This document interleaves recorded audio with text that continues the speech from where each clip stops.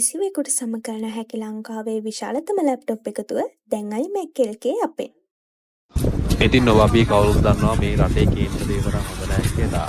එන්න මහා ගහුතම් සිද්ධියක්, ජල්තර සිද්ධියක් වෙනවාම තමයි. නතර වීමක් නැත.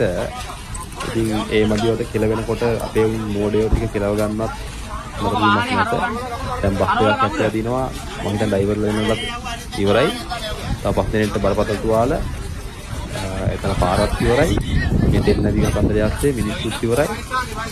මේ රටේ පක්කලි නායකයෙක් දෙයක් කරන්න හදනකොට එක්ක කොහෙන් හරි මුක්කෝරි කියලා ගන්නවා. නැත්තම් රටේ නායකයෙක් යම් දෙයක් කරගෙන ඉද්දී එක්ක නාය යනවා ලොවෙත් නැති වෙලා ඈදි ගෙලිලා යන්නම එක්ක හරියට මොකක් හරි හේනයක් ඇති වෙනවා. දැන් මේ අනුන්ගේ හේන තමයි අපි ලංකාවේ වෙන්න තියෙන්නේ. තෙල් ප්‍රශ්නේ. ඉතින් කොහොම හරි මිනිස්සු ඉතින් ගොඩ එන්නේ කොහොමද කියලා හිතා ගන්න බෑ.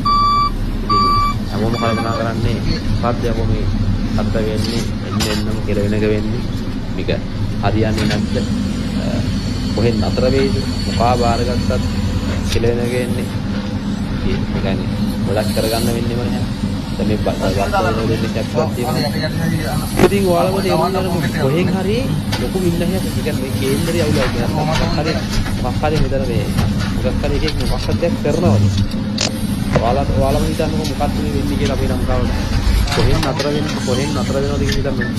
ඒ නතර වෙන තැනක් පේන්න තියෙනවා. මෙන්න මෙතනින් ඉවරයි. මෙතනින් හැදෙනවා. මෙන්න මෙහා මේක හදනවා. කොහෙන් උතන අර එක්ක කාලගුණයෙන් හරි ඇවිල්ලා තේරිලා යනවා. මේ මන් දන්නේ නැහැ මේ වරද එක්ක බස් එකක් හරි අපෙන් දැන් මේ බස් වල අන්තරේ වැඩි අරමුණු වෙලා තියෙනවා. ගබඩත් මේක සඳහන් පාර්කින්ග් කරනකොට කිසිවෙකුට සම කරන හැකි ලංකාවේ විශාලතම ලැප්ටොප් එකතුව දැන් iMac LK අපේ.